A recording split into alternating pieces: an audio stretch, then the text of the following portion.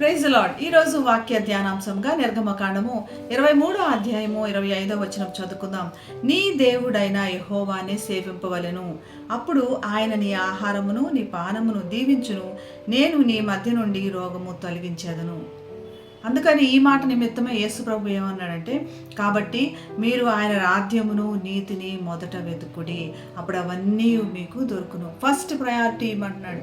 జీవితంలో మనకి ఏదైతే ఇంపార్టెంటో, ఇది తప్ప నేను ఇంకా చెయ్యలేను అన్నటువంటి ఏదైతే ఫస్ట్ క్రైటీరియా, ఫస్ట్ ప్రయారిటీ మన జీవితంలో ఉందో, దానికంటే ముందు కూడా దేవుని రాజ్యాన్ని నీతిని వెతకమన్నది అది పెట్టుకోమంటున్నాడు. ఫస్ట్ ప్రయారిటీ ఉండమని చెప్తున్నాడు. అదే మనకి పాత నిబంధన గ్రంథంలో తెలియపరచబడి, నీ దేవుడైన యెహోవానే సేవించవలను, ఆయన రాజ్యాన్ని నీతిని వెతకాలి.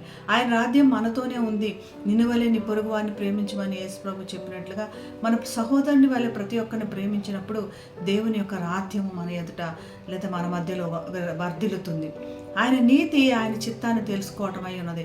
ఆయన చిత్తం తెలుసుకొని ఆయన చిత్తంలో మనం ముందుకు సాగవలసి ఉన్నది. ఇలాగ చేసినప్పుడు ఆహారం గురించి, పానీయం గురించి, మనల్ని పోషించే దేవుడు, మన పోషణ గురించి శ్రద్ధ కలిగిన దేవుడు ఇవన్నీ ఆయన చూసుకుంటాడు. ఆకాశ పక్షులను చూడండి, అవి విత్తట్లేదు, కోయట్లేదు, పరలోకమందున మీ తండ్రి వాటిని పోషిస్తున్నాడు. గడ్డి పువ్వులను చూడండి, సొలొమోను రాజు, ఎంతో వైభవం కలిగిన సొలొమోను రాజు కూడా ఆ విధంగా అలంకరించబడలేదు. ఈ గడ్డి పువ్వులు ఈ రోజు నుండి సాయంత్రం ఎండిపోయే గడ్డి పువ్వులు కూడా అంత చక్కగా అలంకరించిన దేవుడు నీ గురించి, నా గురించి ఎంతో శ్రద్ధ కలిగిన దేవుడు. ఈ దేవుణ్ణి మర్చిపోయి ఏమి తిందుమా, ఏమి తాగుతామా అని మాత్రమే, లేదా మన యొక్క దినచర్య గురించే మనం శ్రద్ధ కలిగి ఉన్నాం. దేవుడు ఏం చెప్తున్నాడంటే, మొదట ఆయన రాజ్యాన్ని నీతిని వెతకమంటున్నాడు.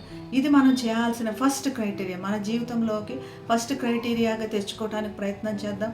ఒకవేళ చేయట్లేదేమో మనల్ని మనం సరి చేసుకుందాం. దేవుని ఎదుట మనం ఎంతో ప్రెషియస్.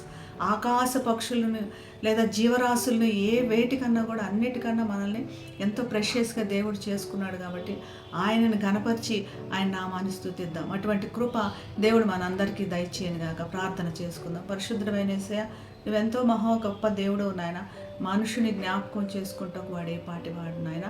ప్రభా, నీ కృపను బట్టి మమ్మల్ని జ్ఞాపకం చేసుకుని దినదినం మమ్మల్ని పోషిస్తున్న దేవుడు ప్రభా, నీ నీతిని, రాజ్యాన్ని కోసం తపన మా అందరికీ దయచేయమని యేసు నామమున ప్రార్థిస్తున్నాం తండ్రి.